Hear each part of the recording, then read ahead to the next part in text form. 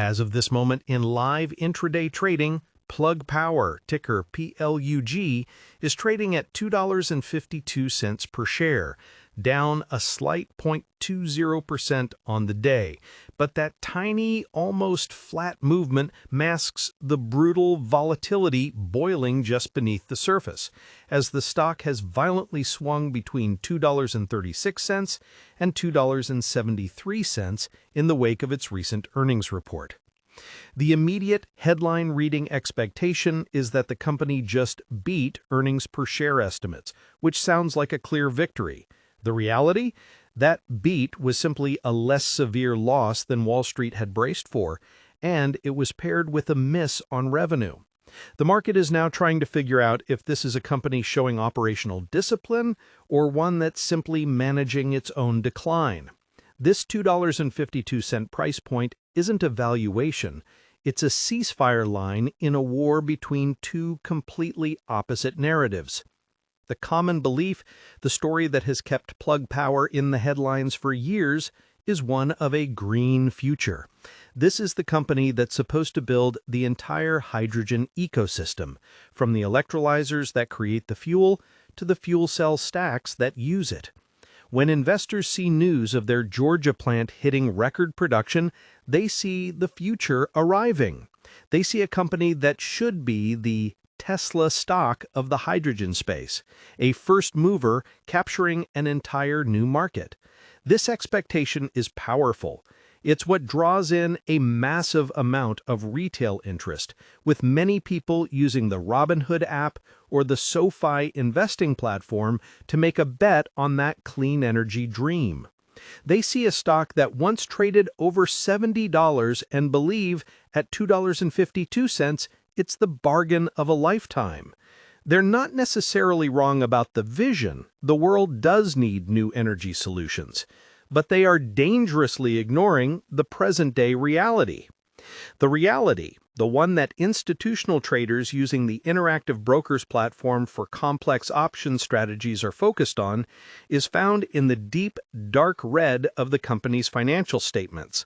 The core problem for Plug Power has never been a lack of vision, it's been a catastrophic lack of positive margins.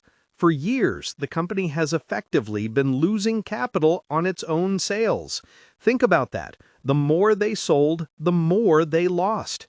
The recent earnings report, while showing a narrower loss per share, still revealed deeply negative gross margins in key segments. They are still burning through cash at an alarming rate, and that's a terrifying place to be in a high interest rate environment where speculative financing has dried up.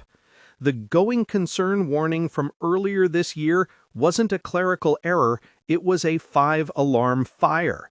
The company has had to scramble, using at-the-market stock offerings to raise capital, which dilutes existing shareholders.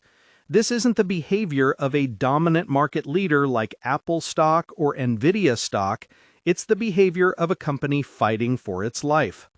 Let's look at the recent movement, because it tells the whole story.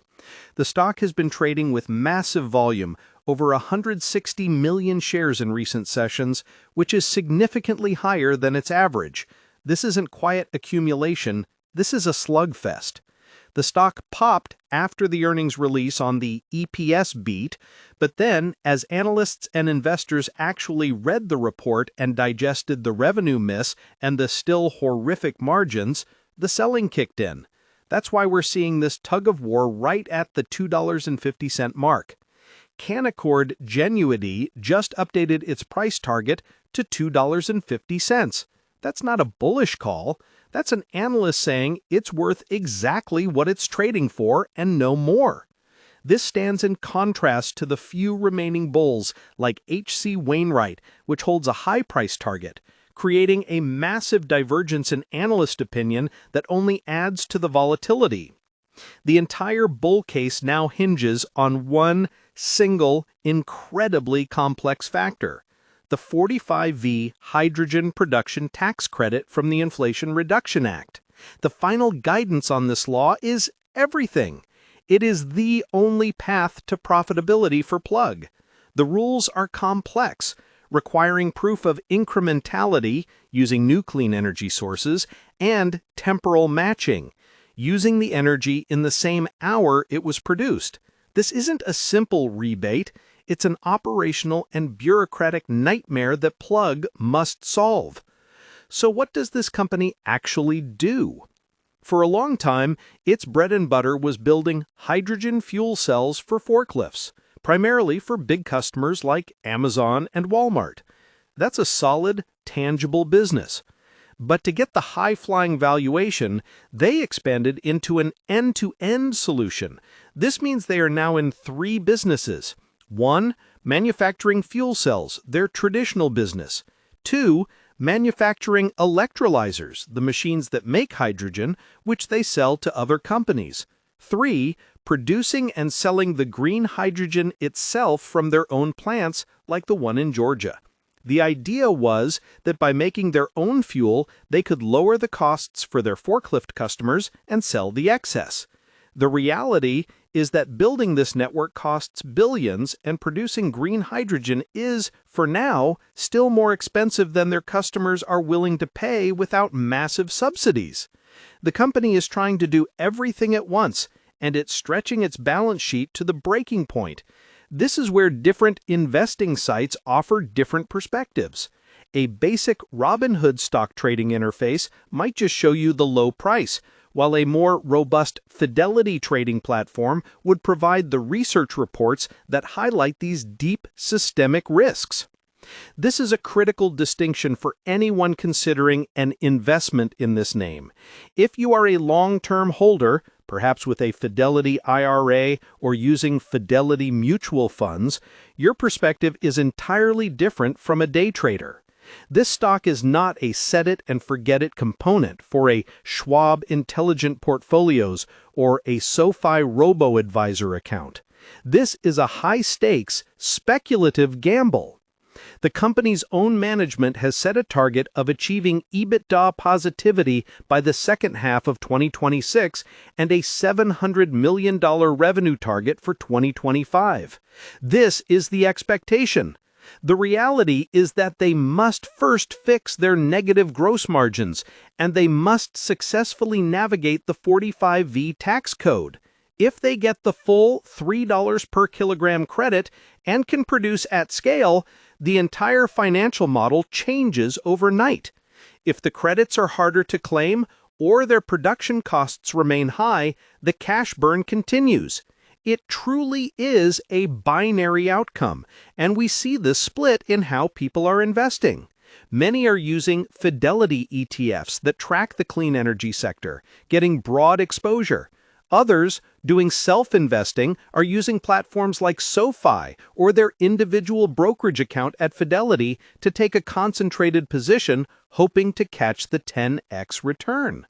For those with more complex needs, an interactive broker's account might be used to trade options, betting on volatility itself rather than just direction. Now, I want you to comment below with your take on this, because it's the most important question for this company. Do you believe the 45V tax credit guidance is clear enough for Plug to finally become profitable, or is it too complex and expensive to execute? Let me know your thoughts in the comments. Looking forward, the path for Plug Power is a knife edge. The bull scenario, the expectation, is that the Georgia plant's record output is just the beginning. They ramp up their other plants, they meet the 45V requirements, and the tax credits flow in, turning those awful gross margins positive. In this scenario, the stock moves aggressively, and all the investors who bought SoFi stocks or used Robinhood investments to get in at $2.50 are hailed as geniuses. The company transitions from a cash-burning machine to a cash-generating leader in a new energy sector, validating the online investment thesis. This future would be supported by a robust online investing ecosystem, with platforms from Fidelity Brokerage to interactive brokers facilitating the new wave of capital. But the bear scenario, the reality check, is far darker. In this version, the 45V rules are too onerous. The hourly matching requirement is too expensive. The ramp-up of their plants costs more capital than they have, forcing even more shareholder dilution at these low prices. Competitive pressures in the electrolyzer space heat up, pressuring their only promising high-margin segment. In this scenario, the company runs out of options. The $2.52 price wasn't a bottom, it was a speed bump on the way to further decline. This is what keeps the short sellers energized. This is why many people seeking investment help are told to avoid single speculative stocks like this and focus on diversified fidelity investments or intelligent portfolio solutions. The risk of using Robinhood cash management for a safe return versus Robinhood crypto for a wild one is clear. Plug Power stock is currently being treated by the market more like the